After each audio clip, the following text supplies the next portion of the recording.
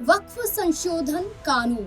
वो कानून जिसके तहत वक्फ में बदलाव किया जाएगा और केंद्र सरकार की तरफ से वक्फ में बदलाव करने के लिए इस बिल को लाया गया। लोकसभा राज्यसभा में बिल पास होने के बाद राष्ट्रपति द्वारा मंजूरी भी मिल गई, लेकिन मुस्लिम पक्ष का आरोप कि मौलिक अधिकारों को छीनने के लिए इस बिल को लाया गया। आरोप कि हमारी संपत्तियों पर हम जहां फैसला लेंगे, जहां वक्फ बोर्ड है, इसमें गैर मुस्लिमों को क्यों शामिल किया जा रहा है। कई सवाल यहाँ पर खड़े हुए, जहां मुस्लिम पक्ष ने आरोप लगाया कि इस बिल को लाना सीधा सीधा मौलिक अधिकारों का हनन है। इसके लिए सुप्रीम कोर्ट का रुख किया गया। सुप्रीम कोर्ट में तमाम याचिकाएं दाखिल की गई, लेकिन महत्वपूर्ण 5 याचिकाओं पर सुनवाई हुई। लगातार सुप्रीम कोर्ट में सुनवाई हो रही है। पक्ष विपक्ष के बीच में तीखी नोकझोंक देखने को मिलती है। बीते दिनों विपक्ष द्वारा यानी कि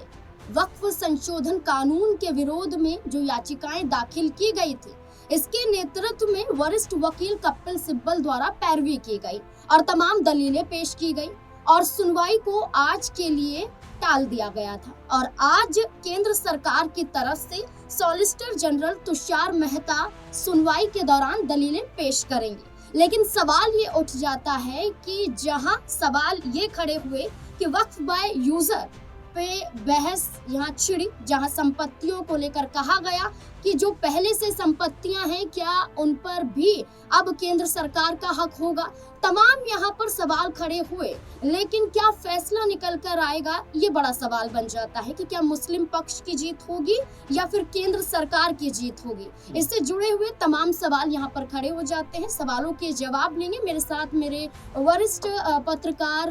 अमन सर जुड़ चुके हैं। सर बहुत बहुत स्वागत है। सर लगातार वक्फ पर चर्चाएं हो रही हैं। वक्फ संशोधन कानून के विरोध में सड़कों पर आंदोलन देखने को मिल रहा है, मुस्लिम पक्ष द्वारा, विपक्ष द्वारा, चाहे असदुद्दीन ओवैसी हो, चाहे कांग्रेस पार्टी के मुस्लिम लीडर ही क्यों ना हो, सभी विरोध दर्ज कर रहे हैं। बीते दिनों हुई सुनवाई में तमाम दलीलें कपिल सिब्बल द्वारा पेश की गई। क्या लगता है कि इस बिल में जो बदलाव करने की बात कही जा रही है, खास तौर पर मौलिक अधिकारों के हनन की जो चर्चा हो रही है, क्या लगता है इस बिल में सुप्रीम कोर्ट के तहत क्या कुछ सुनवाई से फैसला आ सकता है? देखिए, बिल्कुल बहुत जरूरी इस बात को लेकर हो जाता है कि क्या वाकई में आज जो महत्वपूर्ण दिन है, आज भी सुनवाई होने वाली है, तो क्या कोई हल इसका निकलता हुआ नजर आएगा या फिर आज भी सुनवाई होने के बाद एक बार फिर तारीखों का ऐलान यहाँ पर अदालत की तरफ से होता हुआ दिखाई देगा। ये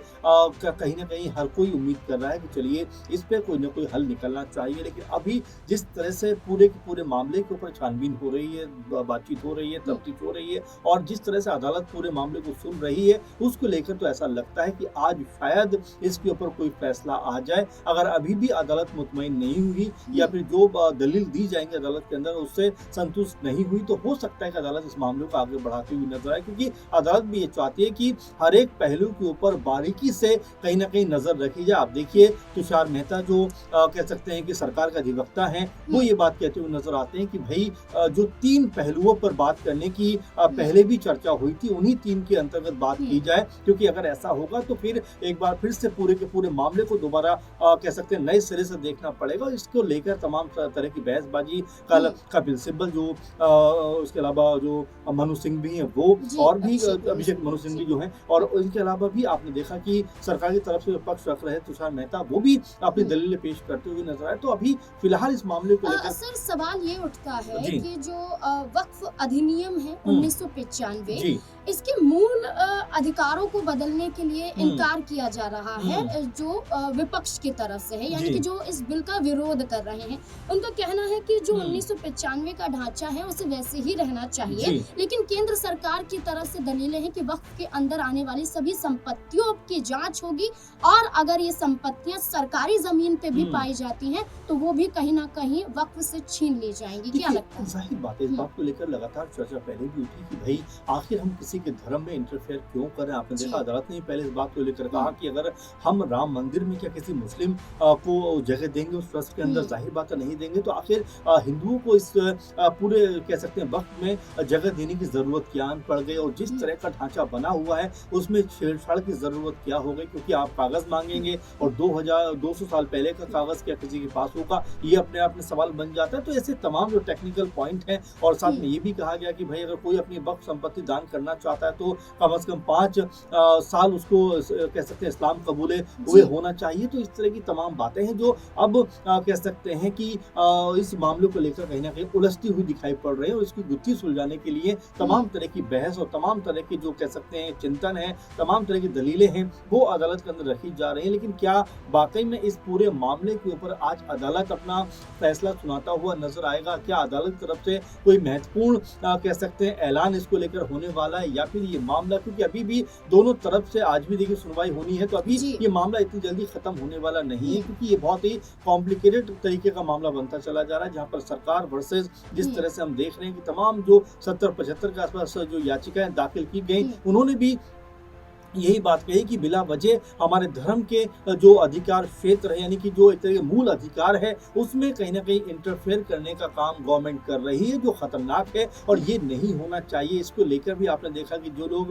जो कह सकते हैं जिन्होंने वक्त की प्रॉपर्टी दान की हुई है, उनको लेकर भी लगातार जांच की जाएगी, भाई कहाँ से आपके पास जमीन है, कैसे आपने दान कर दिया, यानी कि कॉम्प्लिकेटेड तरीके का मामला इसको बनाया समझा जा रहा है। मैं इस वक्फ संशोधन बिल के साथ असदुद्दीन ओवैसी का वो बयान कोट करना चाहती हूँ, जो लगातार सवाल खड़े कर रहे हैं नीतीश कुमार पर, सवाल खड़े कर रहे हैं चंद्रबाबू नायडू पर, सवाल खड़े कर रहे हैं चिराग पासवान पर। बार बार वक्फ पर अपना भाषण देने के दौरान ओवैसी, चिराग पासवान, नीतीश कुमार और नायडू को घेर रहे हैं, और बार बार वो याद दिला रहे हैं कि अगर आप इस बिल के विरोध में खड़े नहीं हुए तो बिहार के चुनाव में आपको खामियाजा भुगतना पड़ेगा। क्या लगता है? देखिए जाहिर बात है, यहाँ पर एक कह सकते हैं कि ये सिर्फ मामला अब अदालत तक सीमित नहीं है, बल्कि यहाँ पर जो राजनीतिक दल हैं वो भी अपनी चुनावी जो सरगर्मियां हैं इसमें वो समेटते हुए दिखाई पड़ रहे हैं, क्योंकि अगर आप देखें सरकार के पक्ष में जो लोग हैं वो ये बात कह रहे हैं कि हमने मुस्लिमों को हक दिलाने का काम किया है, जो वक्फ एक तरीके से कुछ लोगों के चुंगल में था उसको हम लोगों ने